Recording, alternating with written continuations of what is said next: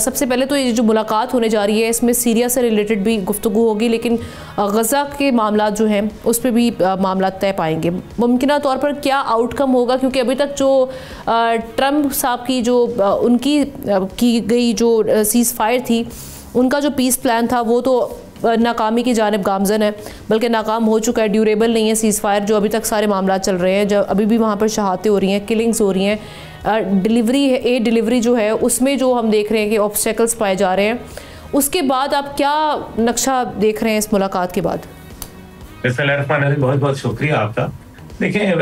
میرے خیال میں وہ تو ناکام ہو گیا. 20 نکاتی ایجنڈا جو تھا، جو شرم الشیخ کے اندر دستخط ہوئے تھے، وہ تو میرے خیال میں اب تمام ممالک جو ہیں اس کے اوپر خود سرنو جائزہ لے رہے ہیں کہ کیا وجوہات ہیں کیا نہیں. اور آپ کو یاد ہے کہ پہلے بھی یہ بات ہم نے کی تھی کہ اس سے کچھ نتیجہ نہیں نکلے گا، کیونکہ اس میں ریاست فلسطین کا ذکر تک نہیں ہے. اور خود جو ہے وہ آپ کو پوپ لیو جو ہے وہ یہ کہہ رہے ہیں کہ وہ اسرائیل 2 ریاستی حل چاہتا ہی نہیں ہے، وہ دوسری ریاست کو تسلیم کرنے سے جو ہے وہ قاصر ہے. ساتھ ہی ساتھ وہ گریٹر اسرائیل کے جو ایجنڈا ہے اس سے بھی جو ہے اپنے موقف سے پیچھے ہٹنے کے لیے تیار نہیں ہے، جس سے خطائی ممالک جو ہیں ان کی جو سوورینٹی ہے وہ ایک خطرے کا شکار بن گئی ہے. اور اسرائیل جو ہے اب ظاہر ہے امریکہ کے اندر بھی مختلف آراء جو ہے اس کے متعلق پائی جا رہی ہے. خاص طور پہ امریکہ کے اندر یہ بات بھی آ رہی ہے کہ ہم جو اتنا اس کے اوپر جو ٹیکس پیئر منی ہے وہ کیوں ہم خرچ کریں. خاص طور پہ جو اکنامک شٹ ڈاؤن ہوا، جو تاریخ کے اندر سب سے بڑا شٹ ڈاؤن تھا، اس کے اندر بھی یہ لوگوں نے آوازیں اٹھائیں کہ آخر ہم اسرائیل کو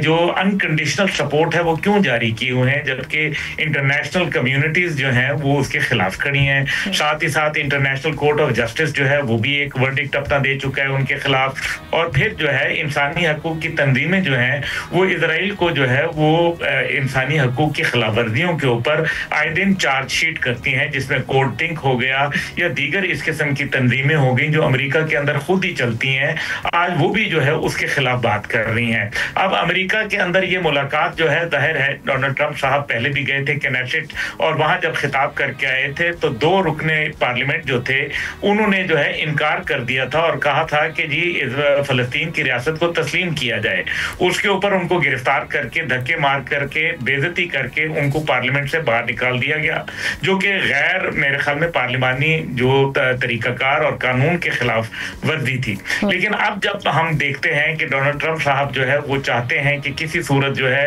معاملات نبٹ جائیں، لیکن جب تک کہ اسرائیل کو وہ یہ باور نہیں کرائیں گے اور اس کے اوپر رضامند نہیں کرائیں گے کہ وہ 2 ریاستی حل کو تسلیم کرے، تب تک میرے خیال میں تمام کوششیں جو ہیں اور کاوشیں وہ میرے خیال میں ثمر آور نہیں ہوں گی. اور نتیجہ یہی نکلے گا کہ یہ جنگ جو ہے وہ پھیلے گی. اب جیسے آپ نے خود بھی کہا کہ 3 باتیں جو بنیادی تھیں، جو پاکستان کا موقف تھا اور دنیا کے کئی ممالک کا، کہ جی چلیں ایڈ جو ہے وہ آنا شروع ہو جائے گی، لیکن ایڈ بھی نہیں آ رہی، اس کے لیے بھی جو ہے وہ قدغنیں لگائی جا رہی ہیں اسرائیل کی جانب سے. دوسرا یہ تھا کہ جی اگر ایڈ کے علاوہ ساتھ جو فورس ڈسپلیسمنٹ ہے، زبردستی نقل مکانی کرائی جا رہی ہے، وہ بھی جو ہے وہ ختم کی جائے گی، لیکن وہ بھی ابھی تک رکی نہیں ہے. اور تیسرا یہ ہے کہ جو بلڈ شیڈ جاری ہے، جو خون ریزی وہاں جاری ہے، وہ ختم کیا جائے گا. اب اس کے لیے انہوں نے یہ کہا تھا کہ کچھ ممالک جو ہیں وہ اپنی پیس کو کیپنگ فورسز بھیجیں گے، لیکن کیونکہ اسرائیل کے جو عزائم ہیں ان کو ان ممالک نے بھانپ لیا ہے، اور وہ یہ دیکھ رہے ہیں کہ اگر اس کا مطلب یہ ہے کہ اسرائیلی فوجی جو ہے اصل میں ریفیوج چاہتے ہیں کہ وہ کسی کی آڑ میں اس جو پیس کیپنگ فورسز ہیں ان کی آڑ کے اندر چھپ جائیں، اور اسرائیلی فوجی جو ہے وہ براہ راست کسی حملے کے اندر شریک نہ ہو. جو دوسری جانب حماس کا یہ کہنا ہے کہ وہ ہتھیار نہیں ڈالیں گے. اور ظاہر ہے اب جو محمود عباس صاحب کی جو ایک وہاں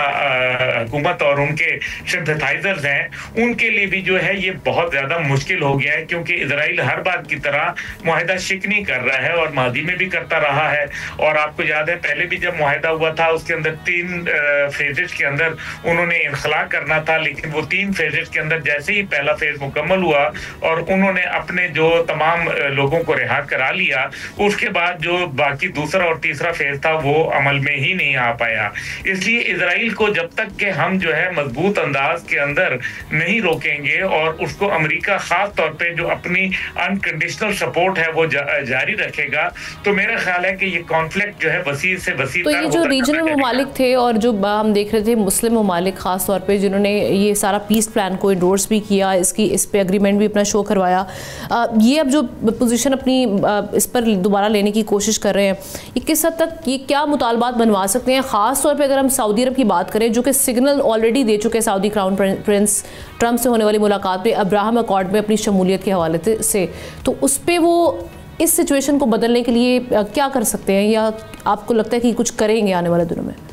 देखें, जाहिर है कोई ना कोई चालाकी की जाएगी, क्योंकि मुसलमान ममालिक तो जब भी ये तारीख रही है कि हम धोखाधड़ी का शिकार हुए, हमें अपने ही लोगों ने जो है मारा है, और अंदरून खाना जो हमारे जो गद्दार हैं उन्होंने हमेशा मीर सादिक और मीर जाफर उन्होंने किरदार दिखाए हैं, इसमें कोई दूसरी बात नहीं है। लेकिन इस सब के अंदर मेरे ख्याल में जाहिद है सऊदी अरब ने भी जो एक बड़ी खतीर रकम जो है वो इन्वेस्ट की है अमेरिका के अंदर, और बिल्कुल मेरे ख्याल में उनके एक अच्छे ताल्लुकात भी हैं, उन्होंने दिफाई डील भी की है। लेकिन उस दिफाई डील में सबसे अहम बात यह है कि वो F-35 जहाज जो वो खरीदेंगे और जो दिफाई डील है उसका फायदा जो है वो उस मतलब बेसिकली वो किसके खिलाफ कर रहे हैं? उनको खित्ते से ना कतर से जो है कोई प्रॉब्लम है, ईरान के नहीं कर सकते जी, उनको तो फिर उनको तो सिर्फ इजराइल से खतरा है, क्योंकि इजराइल ने डिक्लेयर किया हुआ है कि वो मदीना मुनव्वरा जो है वो उनका हिस्सा है, और वो ग्रेटर इसराइल का प्लान है जो कि उन्होंने ऑफिशियली इस नक्शे को